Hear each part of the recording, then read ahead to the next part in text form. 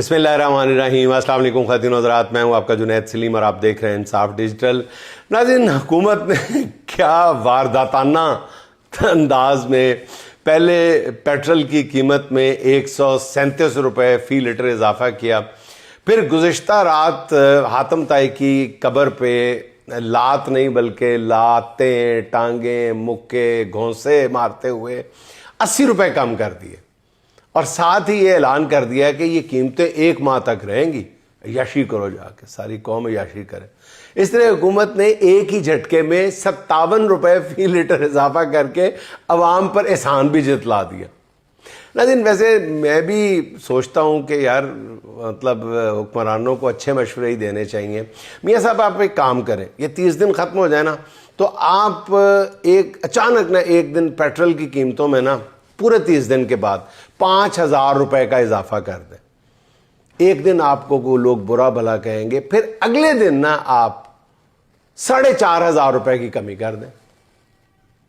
4500، 5000 کا اضافہ بس ایک دن رکھیں۔ ایک دن لوگوں کی گالیاں جو اچھی خاصی ہوتی ہیں، تو ایک دن تک آپ 5000 روپے کا اضافہ چلنے دیں، اور ان 5000 میں بھی ایک دن میں 24 گھنٹے میں بڑی کمائی ہو جائے گی حکومت کو، اور اس کے 24 گھنٹے کمپلیٹ ہونے پہ آپ 4500 کی آپ کمی کر دیں پیٹرول کی قیمت میں، اور پھر آپ ٹی وی اسکرین پہ تشریف لائیں اور کہیں جی کہ شبانہ روز محنتوں کی وجہ سے دیکھیں میں نے پاکستان کی تاریخ کا سب سے بڑا پیٹرول کی مد میں ریلیف دیا ہے قوم کو، اس کے لیے میں اور میری ٹیم جو ہے وہ تعریف کی مستحق۔ میاں صاحب چھا جاؤ گے خدا دی قسمیں، تسی 4500 روپے کا ریلیف دیں آپ ایک دن میں قوم کو، قوم آپ کو ہمیشہ یاد رکھے گی۔ 30 دن بعد یہ کام کر کے دیکھیں، اگر 30 دن تک آپ کی حکومت ہوئی تو۔ بہرحال اچھا ناظرین، 4 سال سے نون لیگی سرکار آپ دیکھیں اسی طرح کے کرتب دکھا رہی ہے، لیکن سلام ہے ان سرکاری دانشوروں پر جو کل پیٹرول کی قیمت 137 روپے بڑھانے کو ملکی بقا اور سلامتی کے ساتھ جوڑ رہے تھے اور سمجھانے کی کوشش کر رہے تھے کہ قیمت میں یہ اضافہ پاکستان کے وجود کو برقرار رکھنے کے لیے کس قدر ضروری ہے۔ آج جب 80 روپے کم کر دیے گئے ہیں تو وہی دانشور اس احسان عظیم کے بھی فضائل گنوانا شروع ہو گئے۔ یعنی اگر قیمتیں بڑھائیں تو بھی زندہ باد، کم کر دیں تو بھی زندہ باد۔ ان میں ایسے دانشور بھی شامل ہیں جو کل قیمتیں بڑھانے پر وزیر اعظم کو خراج تحسین پیش کر رہے تھے، اور آج قیمتیں کم کرنے پر بھی وہ خراج تحسین ہی پیش کر رہے ہیں۔ یعنی وزیر اعظم سیاہ کریں یا سفید، ان غلاموں کی ڈیوٹی صرف واہ واہ کرنے پہ لگی ہوئی ہے۔ چلیں ان دانشوروں کو یہ بھی بتا دیں کہ حکومت نے IMF کو یقین دہانی کرا دی ہے کہ حالیہ ایران جنگ ختم ہونے کے بعد بجلی کی قیمتوں میں بھی اضافہ کر دیا جائے گا۔ بھائی جان IMF تسی فکر نہ کرو، جو کہو گے ایسی تو نہ کی تھی پہلے، کدی نہ کی تھی، کدی نہیں، آئندہ بھی نہیں کریں گے۔ اور وہ کرا دیا گیا ہے، یقین دہانی کرا دی گئی ہے کہ یہ تھوڑے دن کے بعد ہم بجلی کی قیمتوں میں بھی ایسی تیسی پھیر دیں گے، اور توانائی کے شعبے کو دی جانے والی سبسڈی کو 830 ارب روپے تک محدود رکھا جائے گا۔ بجلی کی قیمتیں بڑھانے پر شہباز شریف صاحب کی ستائش کیسے کرنی ہے، ان کے قصیدے کیسے پڑھنے ہیں، وہ جو دانشور لوگ ہیں وہ ابھی سے اس پہ کام شروع کر دیں، کیونکہ وہ دن بھی آنے والے ہیں۔ ناظرین، پیٹرول ناقابل برداشت حد تک مہنگا کرنے کے بعد حکومت نے ڈرامے بازی ایک طرح سے شروع کی۔ آپ بھی جانتے ہیں، میں بھی جانتا ہوں، قوم کو اب ایک اور نئی بتی بھی کے پیچھے لگا دیا۔ پبلک ٹرانسپورٹ مفت کرنے کی میٹھی گولی دی جا رہی ہے، لالی پاپ دی جا رہی ہے۔ پبلک ٹرانسپورٹ 11 کروڑ آبادی والے پنجاب میں انٹرسٹی چلنے والی چند 100 سپیڈو اور گرین بسوں پر سفر مفت کرنے سے ناظرین آپ بھی جانتے ہیں کتنے فیصد لوگوں کو فائدہ ہوگا اگر وہ بھی دے دی جائے، ورنہ تو ایسے اعلان ہی اعلان رہ جاتے ہیں۔ جیسے بسنت پہ اعلان کیا گیا تھا کہ جی مفت سروس دی جائے گی، مفت ٹرانسپورٹ دی جائے گی۔ کہاں تھی مفت ٹرانسپورٹ؟ کسی نے دیکھی؟ بسنت والے دن اعلان کیا گیا تھا، بعد میں چپ کر در بٹ لے۔ اب پیٹرولیم مصنوعات کی قیمتوں میں اضافے سے مہنگائی کی ناظرین جو لہر آ چکی ہے اسے کون روکے گا؟ دفتروں کو جانے والے ملازمین اور اسکول جانے والے بچے جن گاڑیوں میں سفر کرتے ہیں ان کا کیا بنے گا؟ ادویات کی قیمتوں میں 30 سے 40% اضافے کی جو خبریں آ رہی ہیں، ان مریضوں کو کون ریلیف دے گا؟ پنجاب میں گندم کی کٹائی سے عین پہلے بالکل سر پہ ڈیزل کی فی لیٹر قیمت میں فی لیٹر قیمت جو ہے وہ 520 روپے کر کے کسان پر جو احسان عظیم کیا گیا ہے، جو وار کیا گیا ہے، اس بیچارے کسانوں کا کون پرسان حال ہوگا؟ گڈس ٹرانسپورٹ اور ایک سے دوسرے شہر چلنے والی جو پبلک ٹرانسپورٹ کے کرایوں میں ہوش ربا اضافے کا حکومت کے پاس کوئی حل ہے تو وہ بتائے. حکومت کے پاس اس کا حل جو ہے وہ ڈرامے بازی ہے, ٹک ٹاک ہے, مریم صاحبہ کی مسیحائی ہے, یا پھر میاں دے نعرے بجن گے. اچھا ناظرین دیکھیں ایک اور ڈرامہ, پنجاب حکومت نے موٹر سائیکل سواروں کے لیے ریلیف کا اعلان کیا. ہر موٹر سائیکل سوار کو ماہانہ 20 لیٹر پیٹرول پر فی لیٹر 100 روپے سبسڈی ملے گی. اس سارے پلان اچھا میرے خیال میں یہ اعلان اور پلان بہت اچھا ہے, اس میں کوئی دو آرہ نہیں, میں سنجیدگی کے ساتھ کہہ رہا ہوں. لیکن ناظرین یہ جو رعایت ہے اس سے فائدہ اٹھانے کے لیے جو فائدہ اٹھانے والے لوگ ہیں ان کو بھی پی ایچ ڈی کرنی پڑے گی میتھمیٹکس میں, اور جو فائدہ دے رہے ہیں ان کو بھی. حکومت سے ریلیف حاصل کرنے کے لیے جو شرائط رکھی جا رہی ہیں اسے سن کر بندہ چکرا جاتا ہے. سوشل میڈیا کی وساطت سے سرکاری ریلیف حاصل کرنے کے لیے جو شرائط سامنے آئی ہیں, سوشل میڈیا کی وساطت سے آئی ہیں, جو شرائط سامنے آئی ہیں ان کے مطابق ضروری ہے کہ صرف مالک کے نام پر رجسٹرڈ موٹر سائیکل ہی ریلیف کا حقدار ہوگا. دوسرا صرف 70 سی سی موٹر سائیکل کو ہی ریلیف ملے گا. 100 یا 125 سی سی موٹر سائیکل فائدہ نہیں اٹھا سکے گا. وہ پتہ نہیں بی ایم ڈبلیو کے موٹر سائیکل ہیں, مجھے نہیں پتا کیوں ان کو اس استثناء سے باہر رکھا ہے. بتایا جا رہا ہے کہ ریلیف لینے کے لیے ضروری ہے کہ موٹر سائیکل سوار اپنے متعلقہ تھانے سے کریکٹر سرٹیفکیٹ حاصل کریں. یعنی کریکٹر اچھا ہونا بہت ضروری ہے اس ریلیف سے مستفید ہونے کے لیے. اگر آپ کا کریکٹر ڈھیلا ہے تو آپ پھر باہر ہیں اس ریلیف سے. صرف اسی موٹر سائیکل سوار کو ریلیف ملے گا جس کی آمدن جو ہے 50,000 سے کم ہوگی. ظاہر ہے اس کے لیے بھی کوئی ثبوت دینا پڑے گا. یہ بھی بتایا جا رہا ہے کہ ایسے موٹر سائیکل سوار جن کی ملکیت میں کوئی گھر یا پراپرٹی ہوگی وہ بھی سرکاری اسکیم سے فائدہ اٹھانے کا حل نہیں ہوگا. پھر سوال ہے کہ یہ کس طرح ثابت ہوگا کہ موٹر سائیکل سوار کی ملکیت میں کچھ نہیں ہے اور وہ کرائے کے گھر میں رہتا ہے. صرف 100 روپے سبسڈی حاصل کرنے کے لیے ایک موٹر سائیکل سوار کو باقاعدہ آگ کا دریا عبور کرنا ہوگا. میرا خیال ہے کہ یہ قوائف جمع کرتے ہوئے ایک موٹر سائیکل سوار کو کئی برس نہیں تو مہینے ضرور لگ جائیں گے. ہو سکتا ہے تب تک پیٹرول کی قیمتیں عالمی سطح پر کم ہو جائیں. ایسے تو عالمی سطح پر جو قیمتیں بڑھی ہیں ان سے ہماری قیمتوں کا کوئی تعلق ہی نہیں ہے, بار بار بتا چکا ہوں. میری درخواست ہے کہ حکومت اپنی شرائط میں کچھ نرمی کرے. اگر یہ سب سوشل میڈیا پر پھیلی ہوئی خبریں ہیں تو پھر ہمارا محکمہ اطلاعات ان کا تدارک کر دے, کیونکہ لوگوں کا دل بیٹھ رہا ہے یہ شرائط پڑھ کے. تو جو تھوڑا سا حوصلہ ملا تھا موٹر سائیکل سواروں کو ان کی دلجوئی کے لیے میرا خیال ہے محکمہ اطلاعات کو پھر اگر یہ غلط اطلاعات ہیں, سوشل میڈیا پر پھیلا ہوا تاثر ہے, یہ ساری جو شرائط میں نے بتائی ہیں, تو پھر میرا خیال ہے کہ تردید کر دینی چاہیے. وہ ذرا کو اس کام پر بھی کسی اچھے کام پر بھی آ جانا چاہیے. ہر وقت دوسروں کی پگڑیاں اچھالنا جو ہے یہ مناسب نہیں ہے.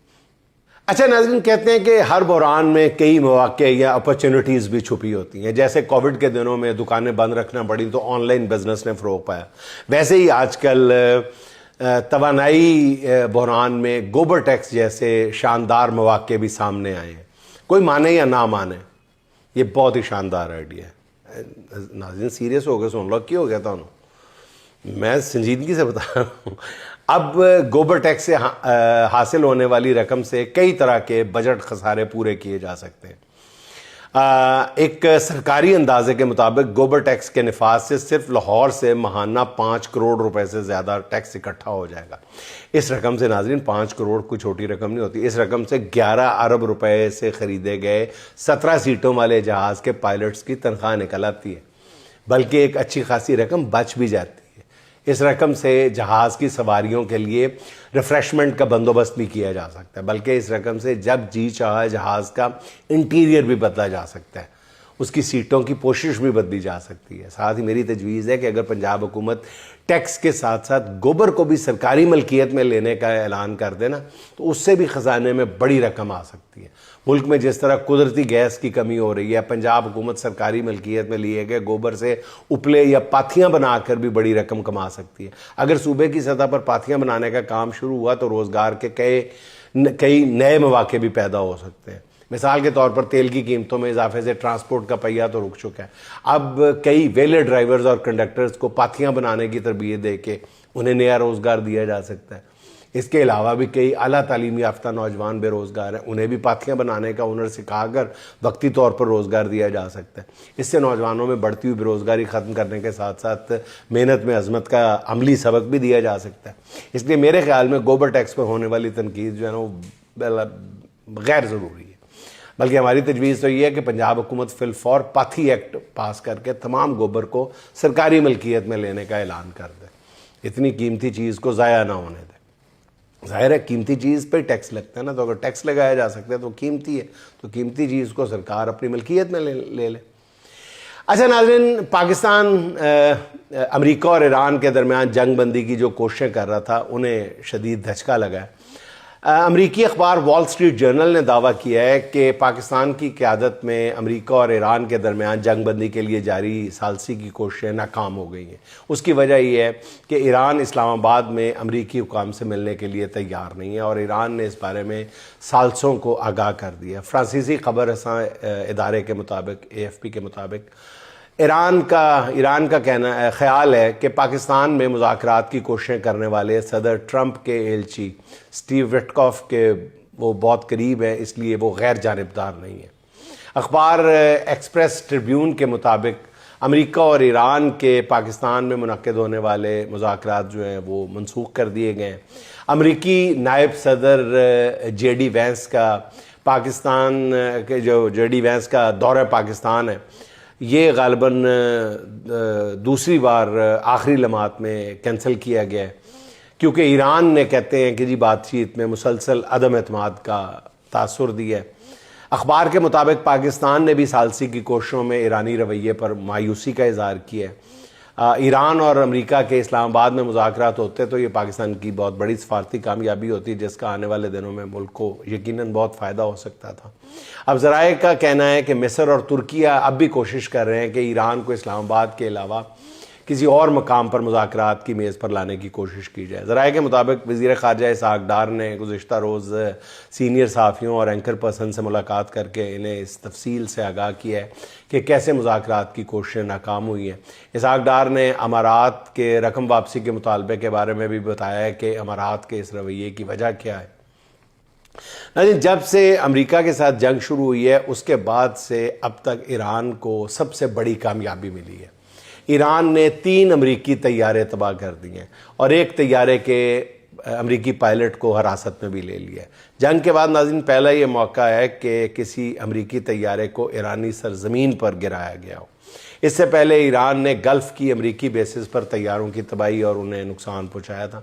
ایک طیارہ جو ہے وہ تہران میں گرایا گیا، جبکہ ایک امریکی طیارے کو آبنۂ ہرمز کے قریب بھی شاید تباہ کیا گیا۔ تباہ ہونے والے امریکی طیاروں میں ایک F-35 ہے، ایک F-15 ہے، ایک A-10 طیارہ غالباً شامل ہے۔ ایک طیارے کے پائلٹ نے حملے کے بعد ایجیکٹ بھی کیا ہے، جس پر ایرانی حکومت نے اس کی گرفتاری پر انعام کا اعلان بھی کیا ہے۔ کچھ دیر کے بعد ایرانی فوج کے ترجمان نے بتایا کہ جی امریکی پائلٹ کو گرفتار کر لیا گیا اور مبینہ طور پر پکڑے گئے پائلٹ کی تصویر بھی جاری کر دی ہے۔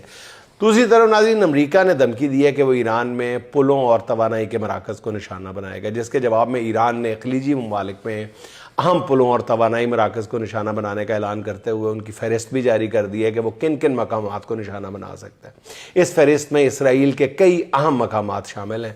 ایران نے پہلے ہی امریکی IT کمپنیوں کو نشانہ بنانا شروع کر رکھا ہے۔ بہرحال اب تک کی جنگ کا کسی بھی اینگل سے جائزہ لیا جائے تو اس میں سچی بات یہ ہے کہ ایران کی مزاحمت کی جیت نظر آتی ہے۔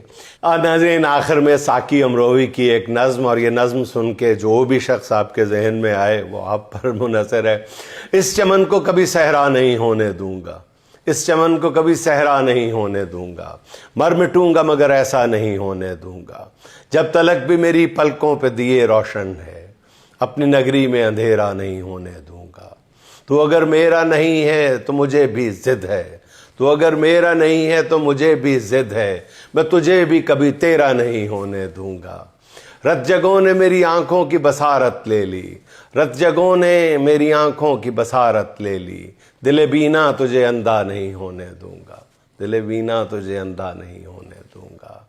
دفن ہو جائے گا خود رات کی تاریکی میں، دفن ہو جائے گا خود رات کی تاریکی میں، جو یہ کہتا ہے سویرا نہیں ہونا۔ جو یہ کہتا ہے سویرا نہیں ہونے دوں گا۔